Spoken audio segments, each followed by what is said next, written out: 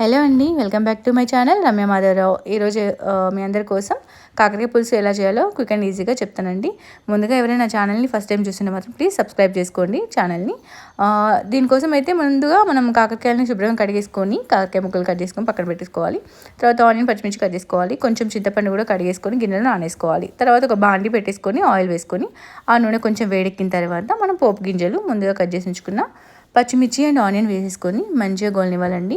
ఈ ఆనియన్ ఏంటంటే పులుసు కూరలోకి ఎప్పుడు కానీ వేయొద్దండి, డ్రైగా అవ్వద్దు. మనకి మంచిగా కొంచెం సాల్ట్ స్ప్రింకిల్ చేసుకొని మూత పెట్టేసుకుంటే శుభ్రంగా ఉడుకుతాయి అనమాట. అలా ఉడికిన ఆనియన్ ఏంటంటే మనకి పులుసులోకి చాలా టేస్ట్ ఉంటుంది, కమ్మదనం ఉంటుంది అనమాట.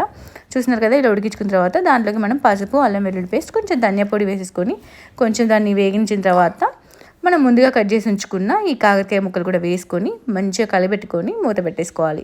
ఈ ఆనియన్ అండ్ మన కాకరకాయ ముక్కలు అనేవి శుభ్రంగా ఉడకాలండి. అవి ఉడికితేనే మనకి పులుసులోకి బాగుంటుంది. చింతపండు పులుసు పోసిన తర్వాత మనకి ఏ పులుసులోకైనా కూరగాయ ముక్కలు ముందుగా పులుసు పోసేస్తే ఉడకవన్నమాట. దానికోసం ముందుగానే మనం కొంచెం మూత పెడుతూ ఒక 2 నిమిషాలు కలబెట్టుకుంటూ ఆ ముక్కలు ఉడికిన తర్వాత ఏవైతే కాకరకాయ ముక్కలు మనకి ఆనియన్ ఉన్నాయో అవి కొంచెం ఉడికినట్టు అయిన తర్వాత మనం ముందుగా కొంచెం ఉప్పు, కారం వేసేసుకొని ఆ కారం కూడా కొంచెం వేగాలండి. ఎప్పుడైనా కారం పచ్చి కారం తీసేసుకోవద్దు, డైరెక్ట్ ఆయిల్లో ఒక 2 నిమిషాలు వేగనివ్వాలి. దానికి ఒక 2 నిమిషాలు అలా మూత పెట్టి తీసేసుకొని దాంట్లో మనం ముందుగా నానబెట్టి ఉంచుకొని చింతపండు రసం కూడా పోసేసుకుంటే చాలా simple and easy recipe ready అయిపోతుందండి మనకి.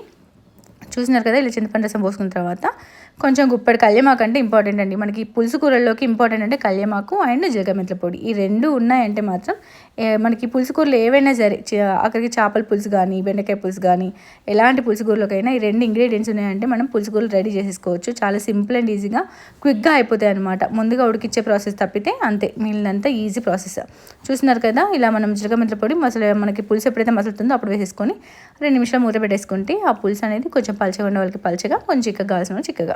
అంతేనండి, చాలా సింపుల్ అండ్ ఈజీ కాకరకాయ పులుసు రెడీ అయిపోయింది. నచ్చితే లైక్ చేయండి, షేర్ చేయండి, subscribe my channel. Thanks for watching.